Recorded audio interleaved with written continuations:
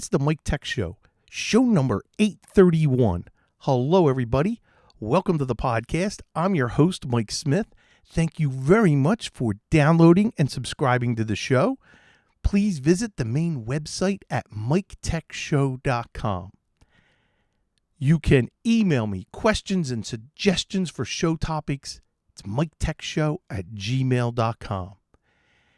Everything you need is at the main website. The show notes, the links to everything that I talk about, everybody who advertises on the show, or if I'm an affiliate for something, go to miketechshow.com. And one of the top links that I have there is a link where you can sign up and subscribe and be notified when I post a new video and a video for the show. So you would really, I think, enjoy it if you haven't experienced the video, because like even tonight, I'm going to talk about a couple things that I'm going to actually display and you can see it. So go to youtube.com/MichaelSmithMTS. This show is brought to you by Instant House Call. For robust remote support, if you're an IT pro or an MSP, Instant House Call provides unattended and on-demand remote access. Try it free by clicking on the link on my website at miketechshow.com. There's a big ad on the left-hand side for Instant House Call. Click on that. Enter the promo code MikeTechShow. You'll get 15 days free trial to kick the tires and check it out. Go to instanthousecall.com. This show is also brought to you by MagnusBox. For the best online backup service where you can partner with them. They only sell in the channel and to partners. They do not sell to individuals, to your end users. You can deploy MagnusBox on any Windows operating system, including server, Windows 10, Windows 11, Linux, Mac, Synology. They have it all. You want to back up Office 365? They have it. You can do file and folder backup. You can do image backup. Everything you need. And if you tell them that you heard it on the Mike Tech Show, well, guess what?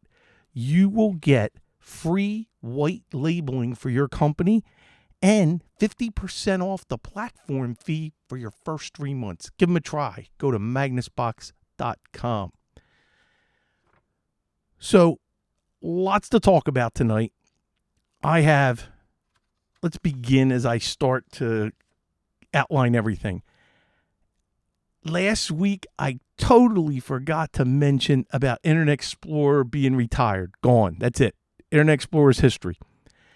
Well, what if you have sites that you have to visit for your client? The client has to, because they have no choice, because the place they have to access, they did not upgrade to support anything other than Internet Explorer.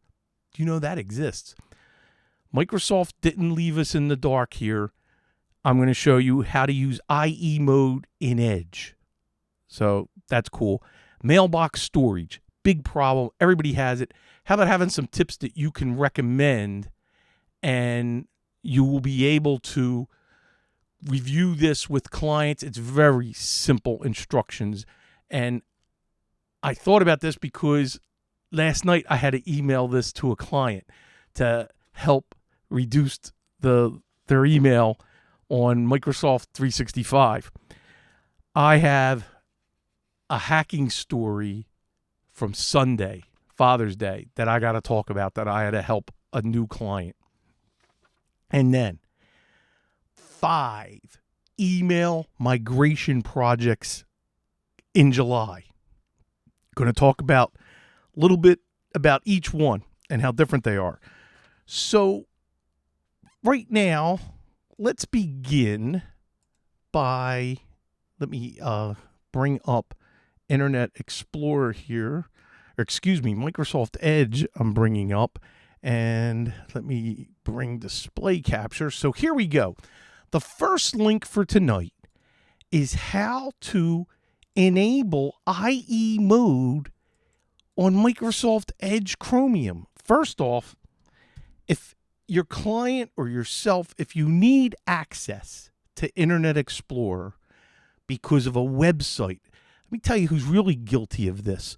The court systems, where they haven't upgraded, where I have attorneys where they got to file cases and different briefs. They have to have Internet Explorer on some sites. I have a financial advisor that the parent company still requires Internet Explorer. It's disgraceful. But there is a way to do this in Edge. And here's the instructions. You open up Edge, click Settings, which is the little ellipse up at the top. And I'm going to click on that after I continue reading here. Select Settings. Click on Default Browser. Don't worry. You're not making it the default browser, but that's how you're going to get other options. Then you click Restart. So here we go. I'm going to click on the ellipse. It's very easy. Go down to Settings. Now go to Default Browser.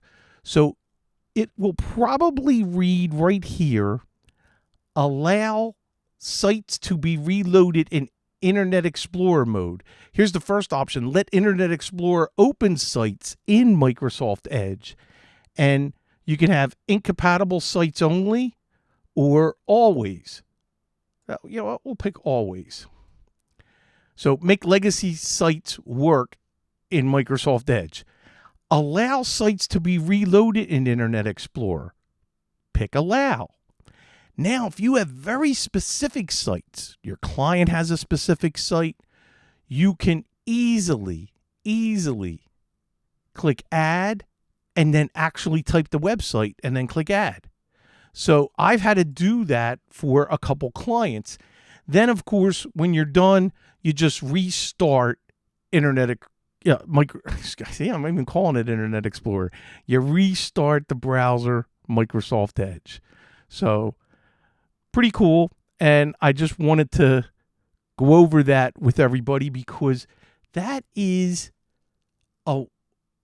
something that I'm glad Microsoft planned on because they understand there's a lot of companies out there, and guess what?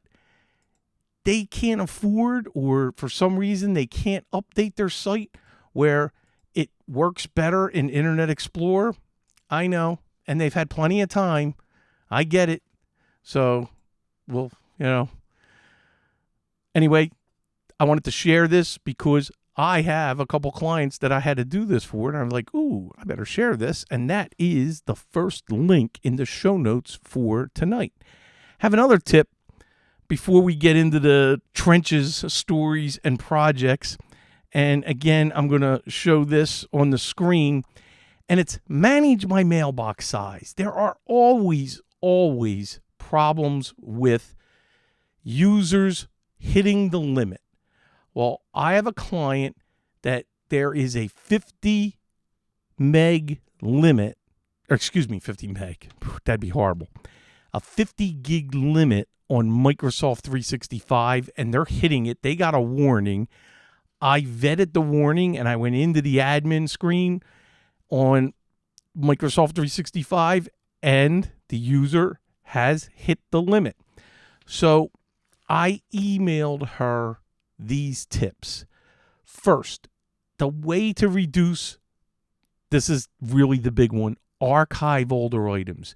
You create a PST, and after you create the PST, what you'll do is you then drag and drop from that PST. You drag and drop items to archive them. I like manually archiving. I don't trust picking the archive option in Outlook. Now, this is where the low-hanging fruit is, where you can win on these next couple. Empty the deleted items folder. Sometimes people save items in their deleted items folder, and that's a no-no. If you deleted it, you should really sincerely have wanted to delete it. So delete the deleted items. Empty the junk mail email folder. They might have not even went into it for a long time. Empty that folder. And then store attachments outside your mailbox. That's the big problem. It's attachments that just eat away at storage. And you got to train your clients, your users, whatever you're doing, family members, in order to save storage space for mail.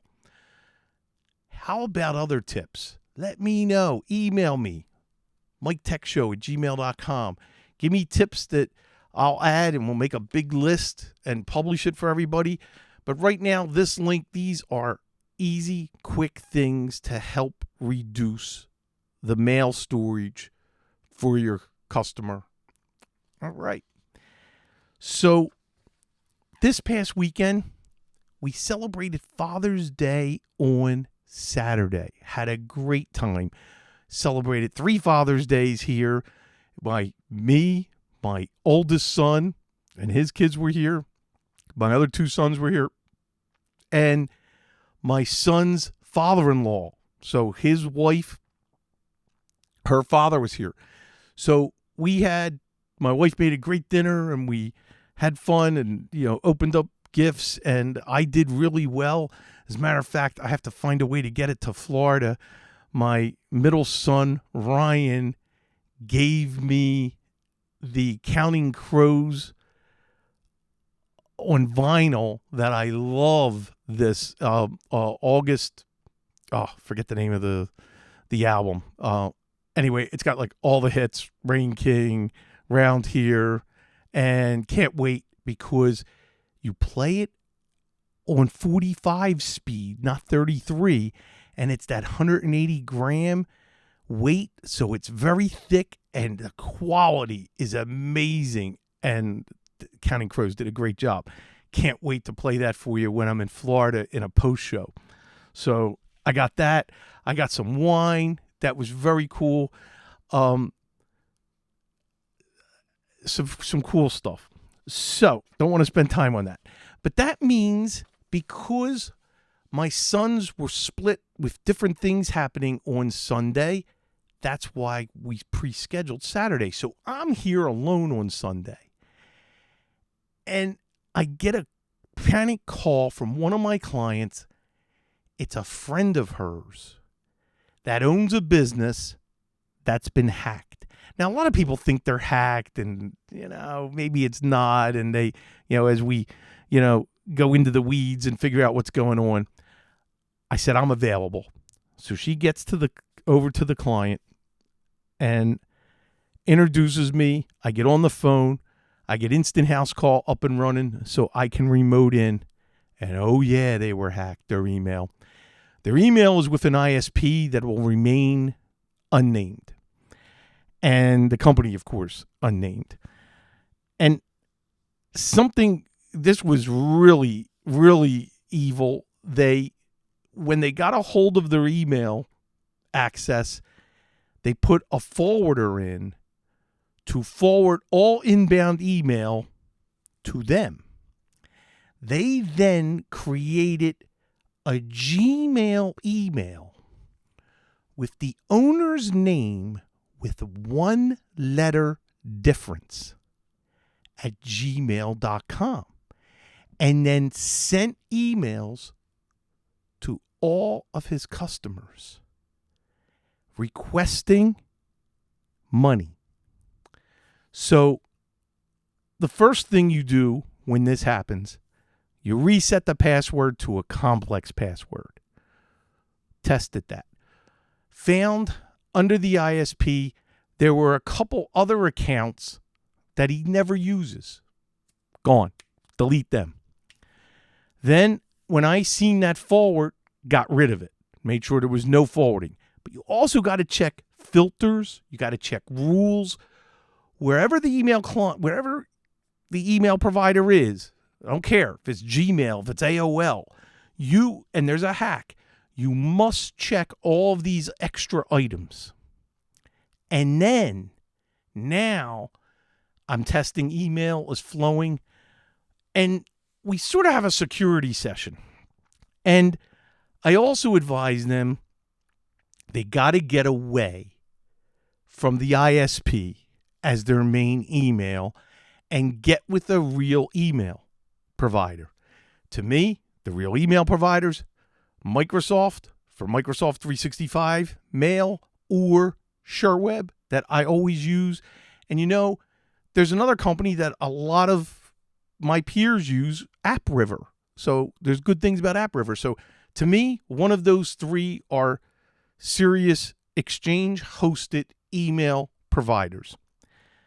So I talk about that I want to get them. There's only 3 users. This company does deal with wire transfers, which automatically, now not all the time, but just the fact that they deal with any wire transfer, they are at the top of the list for possible hacking. And why they want that, they want to intercept the wire transfer. I'm going to share what's at the bottom of every email from one of my customers that deals with wire transfers. This is in the signature of every email when they are corresponding with a client. And I have it on the screen here.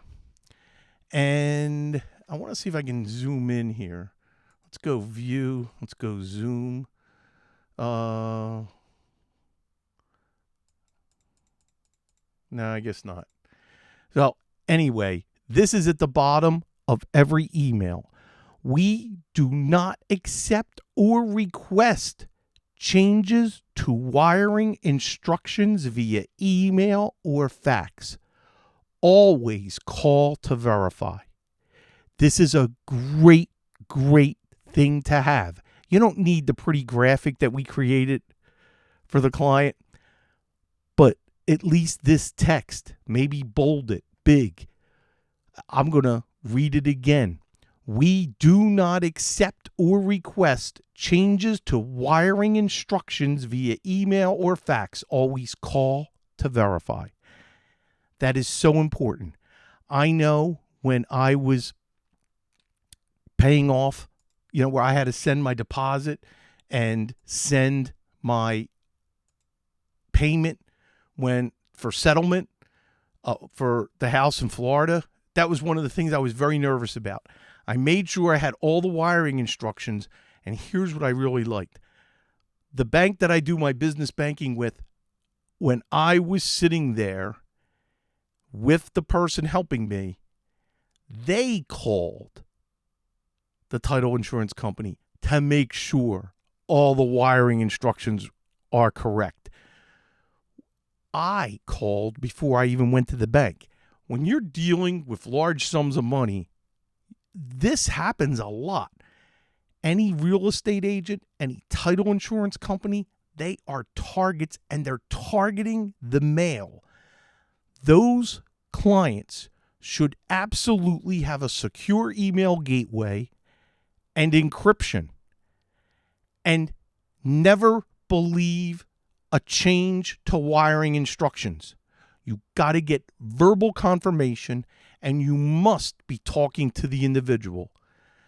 I have unfortunately seen over the years 2 wire transfers that were bogus from clients. One of them, let's just say, was a settlement where there was a person who was a man in the middle, and the agent was not using the secured email system. He was using his ISP's email. Someone was waiting for those final go for the wiring instructions, pretended they were him, sent a mail with the wrong instructions, boom, hundreds of thousands of dollars. This was a few years ago. Another client obeyed the email they received. They were paying what they thought was a vendor. Boom, $15,000. Gone. Never to see that again. This is why, this was years ago, before the term cyber insurance was important. I'm going through this right now.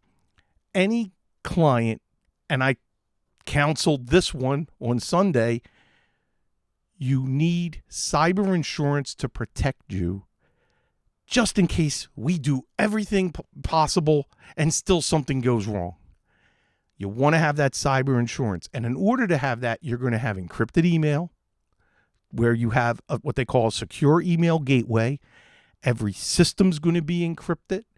You're going to have good anti-ransomware, antivirus software, that your updates are going to happen. We're going to manage your systems and make sure that they are always up to date, secured.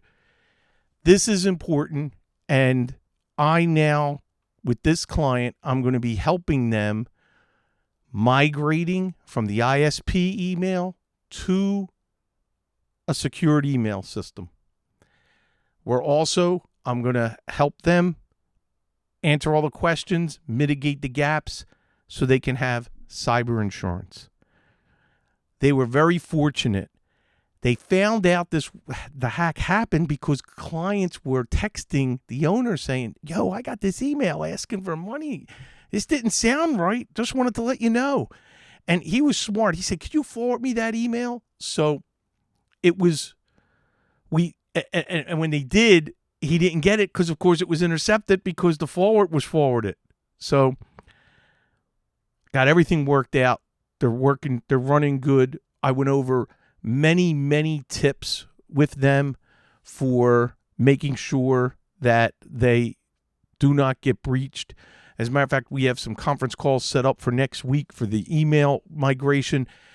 They worked with someone on getting a domain name because they really didn't even have a domain name for the company. And you want to do that for branding anyway. So wanted to share that, wanted to just go over some of the things, maybe that you think of some things and give you ideas of the current clients you have. Which ones are at risk? And maybe you should have that security discussion with them. And it's protecting the email.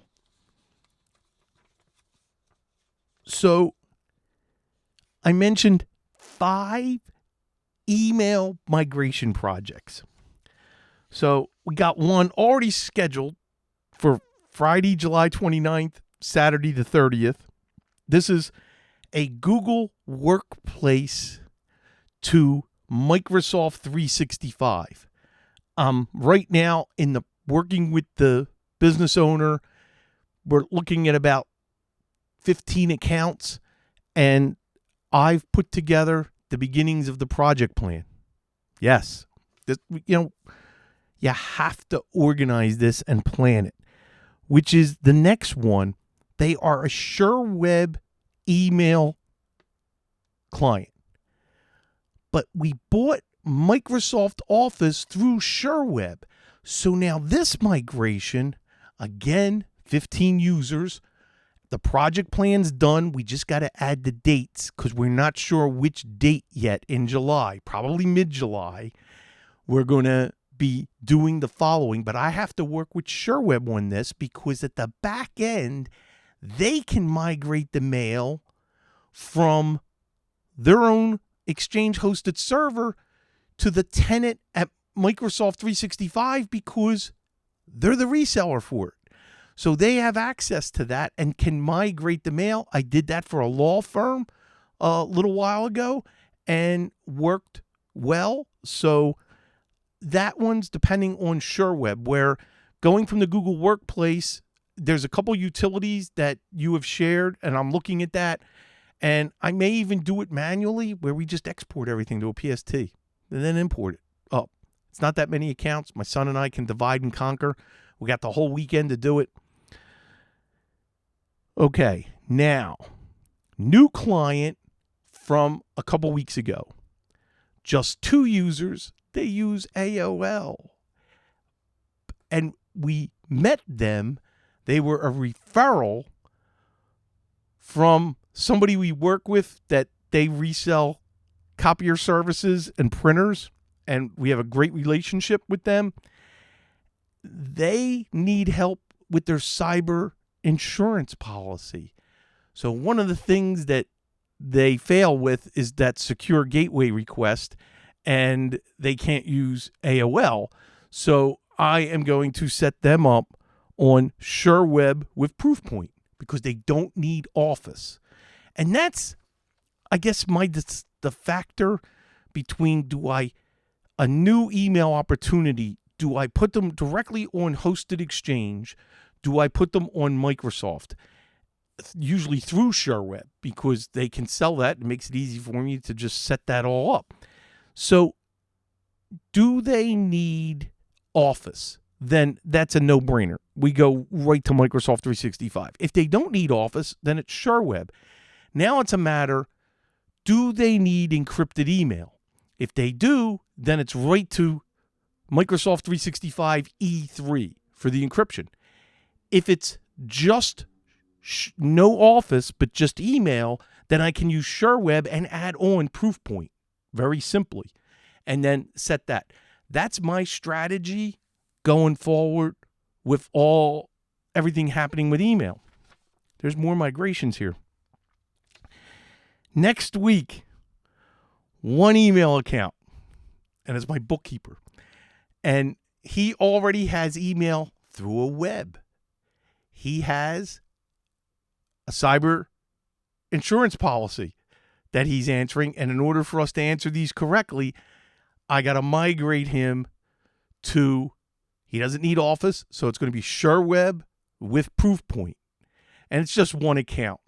And I already tested to make sure I have access to the DNS. That's another big problem. You got to make sure wherever the domain is. And then final, the client that I just talked about, of course I'm going to have access to the domain because they're buying it now. And they're working with, I have a client that helps companies pick the name of their business that they want. This is what they do for a living.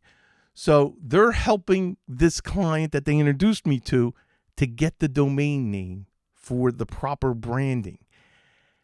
Now I'll have full access to that. It's going to be simple in getting them set up. Make sure they're receiving the new email. And then what I'm going to do is now legitimately go to the ISP, forward the email to the new email. So this way, that person will not only reply to their customer telling them they have a new email. Well, because of this hack, that email may not trust that. She's going to call them, the assistant, the owner.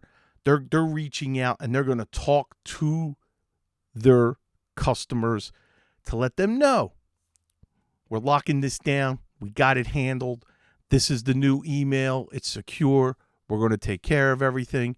And that's what, they're going to do. Steve in the chat, I didn't use the term.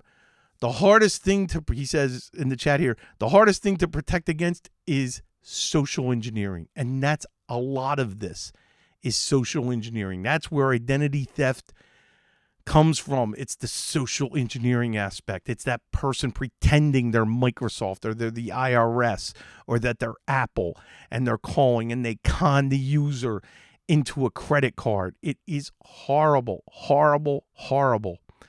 The stories, and you've heard some of them that I've shared. You wouldn't believe the stories that I haven't shared that are just so devastating. And we're always brought in after. You won't hear those stories from my clients. Well, the clients that don't listen, maybe, but clients that are on retainer that rely on us for the education, it's education, education, education. You gotta communicate everything. Have those security tips ready that you've put together with your company logo at the top. And you make sure every customer gets that. And you pound the right things to do. To have a good password manager. To not use an ISP's email or an AOL or, get a real domain. Get Exchange hosted. And it solves a branding issue, too, that they can be consistent with. There's lots of things that you can add services for you as if you're not already doing it, to sell to clients. And you're doing a good thing by helping them and also educate them. Your clients will appreciate it and they're not going to fall prey. The more we can educate and the more we can inform people on how to properly handle this, to have that secure password, to not use an email password anywhere else. Because when that breach happens at Adobe and you use the same email and the same email password, guess what? With an Adobe breach or a Target breach or LinkedIn breach, you look at that and you're like, there's no money there. Well, they're going to take, I say them, and this is all automated, of course. The bad actors are going to take that email and password and test it against every email system and every bank in the world. And when they get the hit, they're in. That's why two-factor authentication. That was another education. And this ISP does not have two-factor authentication from the client over the weekend. As a matter of fact, it's why I can't reveal anything. You can't even use a symbol in the password. Yeah. The minute I see this, I'm like, our number one priority is to get you away from this for your email. Yep. You've loved them as an ISP? Great. Keep them as an ISP and only that. And even there, I got my troubles because I'm going to want to put a firewall in place. So on the list is to talk about an untangled device behind the business router, because just as I'm looking around and as I'm investigating, I don't have a comfortable feeling with this ISP. So the first thing is to get rid of email. Next will be, let's protect the network and lock that down. That's it for tonight. They're all my stories and tips, and hopefully you gathered something here, put something together that is useful. Hopefully it'll benefit your clients, family, friends. Maybe you're just in IT or you just work for a company and you're listening to this and you have tips to now have a conversation with the IT department. Maybe they're not doing some of the things they need to do. You don't insult them, but you have a friendly conversation about security. Or tighten it up for yourself, your personal email. That's it for tonight's show. Hopefully, see you back here next week. Same time, same channel. Please do not forget to sign up for Discord. The Mike Tech Show Discord forums that was set up by Photo Ray and Taz, who are moderators in the chat here. Photo Ray did a phenomenal job. We have great forums there. If you go to MikeTechShow.com, in the show notes for every show, you'll see the invite link. It doesn't cost you anything. Click sign up and then announce yourself by introducing. Go introduce yourself. Say hello. We need confirmation that you're a human and not a robot. So that once you do that, then we elevate you so you can see all the forums and you can interact with all Mike Tech Show listeners. It has been doing very well. We have way more than we ever anticipated for that. So I have been very, very neglectful in promoting it, and I wanted to, we were talking about that here in the pre-show. So please, please, please sign up. It's just another great way to interact with other Mike Tech Show listeners, get solutions to problems, anything show related. That's where it's going to be, within those forums. That's it. Thank you. Everybody have a great week, great weekend. See you back here next week. Same time, same channel. Bye-bye.